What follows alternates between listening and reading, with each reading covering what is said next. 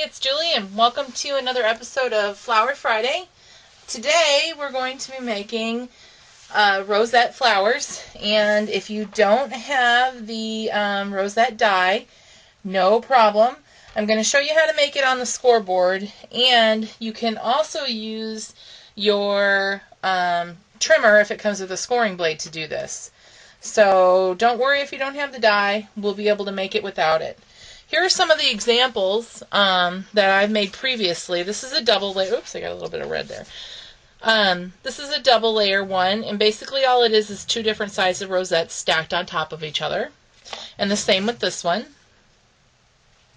And these are cut with a Martha Stewart border punch. We'll be making this one today, just in a different color. Really cute. Definitely like this. These are so cute on top of pages, on top of altered projects, packages. Use them as bows. Lots of different things that you can do with it. We're also going to be, for those silhouette users out there, we're also going to be using one of the borders from the silhouette. This is the small scallop border, and I'll have the information down below where you can, or what the name of it is, so you can download it. And a good thing, shapes are on sale this week for 75 cents. So if you don't have one of the download packages, then you can get this particular border for 75 cents. So super cheap. And let's go ahead and get started. The first thing we're going to do is you can cut your strip of paper to whatever size you want. The width of the paper that you use is going to determine the width of your flower. So this particular strip is going to be 1.25 inches wide.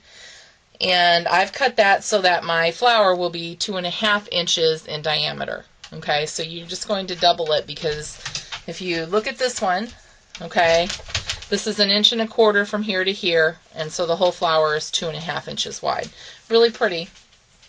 All right, so how do we make this flower? Now, it's you guys won't believe how easy this is, seriously.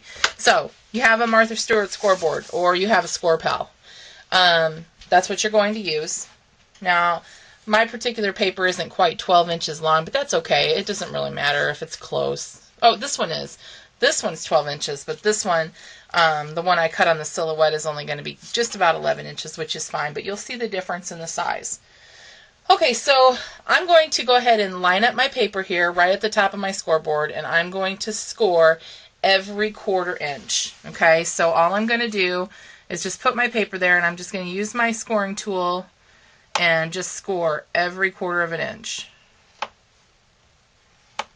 Okay, and I'll fast forward through this so you don't have to see me scoring.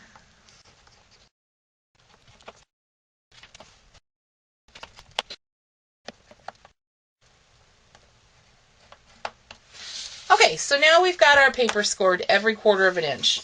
I like to score it first. You can use your punch first if you like, but in my particular opinion, I like to score it first. Makes it a little bit easier for me. Okay, so I'm going to go ahead and I'm going to cut my border punch on here now. So what I'm going to do is I'm just going to try and find the center. Something close to the center. It doesn't have to be perfect. And that's my center point for my punch. Okay, and I'm just going to slide my punch in. And I know that everybody border punches differently. This is just the way it works best for me.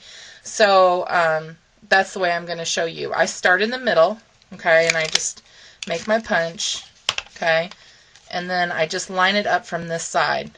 And I can see, and I don't know if you can see in the camera or not, but I can see where the last punch ends and where the new one starts. And I just punch again. And then I just go back and forth on the edges until I come to the end on both sides. That's the easiest way for me. I'm not saying that's the right way. I'm just saying that that is the way that I do it, and it seems to work out for me.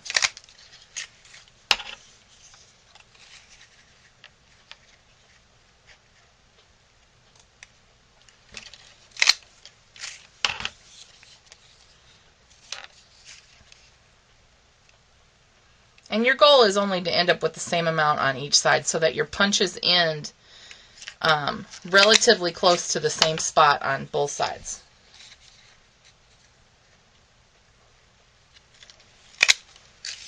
Okay, now let me just get rid of this extra paper here. The reason I like to score first is now that it's scored, if you were to score after you punch it, you'll have to score through your punch, and sometimes that can get a little bit hairy and you don't want to tear your punch. So that's why I always score first. So now all we're going to do is accordion fold this. Okay, real easy. With what you scored.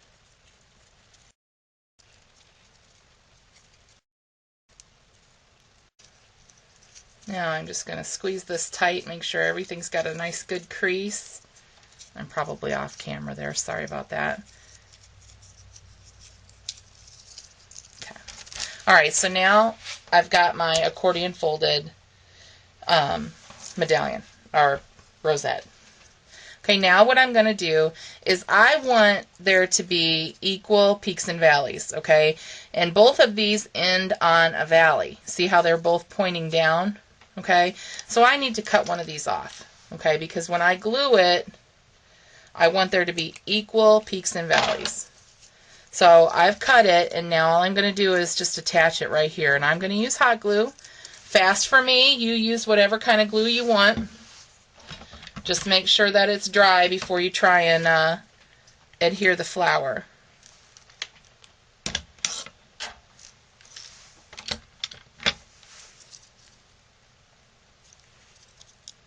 Give that a good push down. Okay, now one thing that I didn't get out early is my 1-inch circle punch. It doesn't have to be 1 inch, but 1 inch seems to work for me just fine, so that's what I'm going to use. And you can just cut out a piece of scrap paper. And I'm just going to cut out a piece of the cover to the paper pad I have sitting here. And all you do now is you want these flowers to be on the outside, okay? So you're just going to fold it down and squeeze it together, okay? Fold and squeeze. And then you have to hold it with one hand, and this is where it can get a little tricky. I like to hold it with this hand, and I just put my finger right on the center. And then I'm going to put my dollop of glue on my circle. Okay? Now you have to be quick here. You're going to pick up your flower, and I'm not being too quick here. Pick up your flower and move it over, and then set it right on top of your glue. And then just squeeze tight and hold it until it gets a good grip. Okay? And we're done. Okay? And then you end up with a really pretty flower. Now we'll finish this off here in just a few minutes, but we want to make one more. And we're going to put probably a bling in the center here, and maybe spray it with some clear glimmer so that it has a nice sparkle. But that's really pretty. I really like how it turned out. I like the edge on it. It gives it kind of a little sophisticated feel. This next one that we're going to do, this is the one that I cut out for my silhouette. Now, if you have a Cricut, I'm sure that it's got borders. And, you know, you can use any border that you want. It doesn't have to be scalloped. It can be anything. The one I've done these flowers with this punch before. And this is one of the Martha Stewart ones, and I'm not sure what it's called. And I've also done it with the Drippy Goo one from Halloween, and that one came out really cute. And I've used the doily one, this doily one, before, and it came out really cute. Actually, these ones here were made with the doily punch. So they're really cute. You can use any one you want. Just experiment and try and see which ones that you like. Okay, so now I'm going to go ahead and I'm just going to score this one again. This one's already punched, so what I'm going to try and do is line up my scores so they match my scallops. Okay? You do whatever, you know, whatever punch you decide to use or whatever border punch you decide to use, kind of let it be the judge of and how you follow and how you score your paper, because a lot of times it'll just give you a spot. Like this here, I'm just scoring in between each scallop. And it seems to be just about 1/4 of an inch too. So let your pattern be your guide.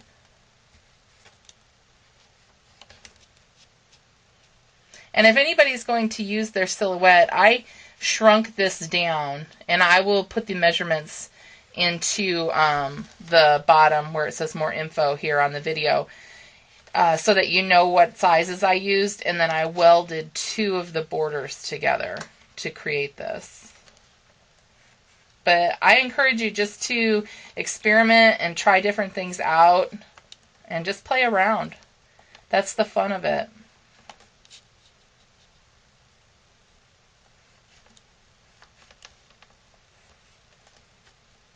This particular border strip here is only 1 inch wide, so it's going to yield a smaller flower than what we just did.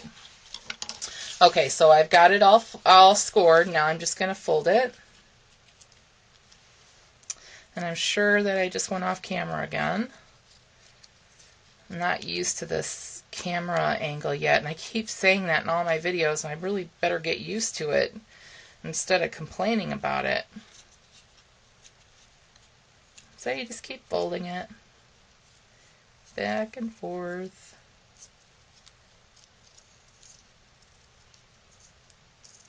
Okay, got that done. Alright, so now I've got that completed. Now I want to check my edges, and they both end on valleys again, so I want to cut one off so that I have a peak and a valley. Okay, and then I'm going to go ahead and attach these. So again, I'm just going to use a little bit of hot glue here. And just press and hold for just a second while it grabs on. Okay, now I need to get myself a circle, and it's important that you use a circle or something behind it, otherwise it won't stay for you. Okay, so I've got my 1 inch circle, and then I want to decide which pattern I want, if I want the green or if I want the blue, and I think I want the blue. So I'm going to go ahead and just turn this inside out. Super easy. Make sure I've got everything folded right, like this guy isn't folding here for me. Sometimes where you attach it will get a little bit crabby, and you have to push it back into place. Don't let it boss you around, you boss it around. Okay.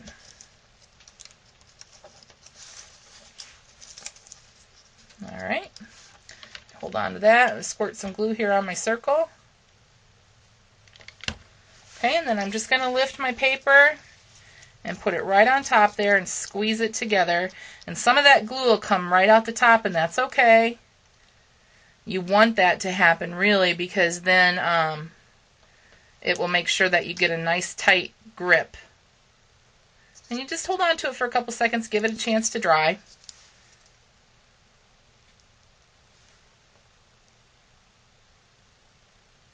Okay.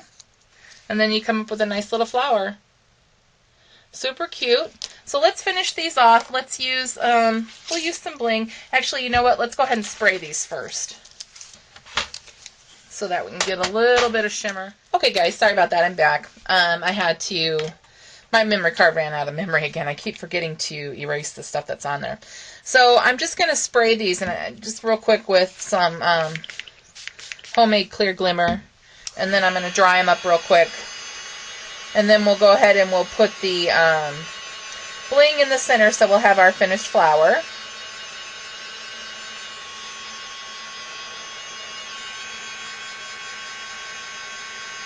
And I just like to finish these with glimmer. I think they look really pretty when they have a nice sparkle to them. But you feel free to do what you want to do. You don't have to do this, you don't have to spray them. You can just make them however you want. So let's get a couple good-sized gems out here. There's one, we'll use that one. Now that one's kind of cloudy. Some of these, when you buy them in bulk, some of them are kind of cloudy and not quite real sparkly like some of the other ones are. I think it's from being banged around in the package. Okay, we've got 2 of them there. We'll just quick use a little dollop of hot glue right there in the center. Okay, and put down our bling. And we'll do the same thing for this one. You can put buttons, pearls, whatever you want.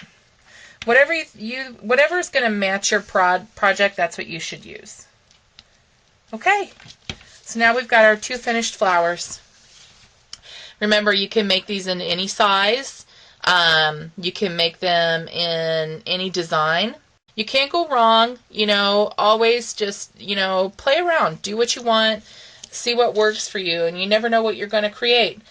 All right, everybody, have a great weekend. The weather here is supposed to be really nice tomorrow, and we've got a softball tournament to go to, but Sunday, it's going to rain. So I hope everybody has great weather, can get outside and enjoy the outdoors, and have a wonderful weekend, and we'll see you next week. All right, bye.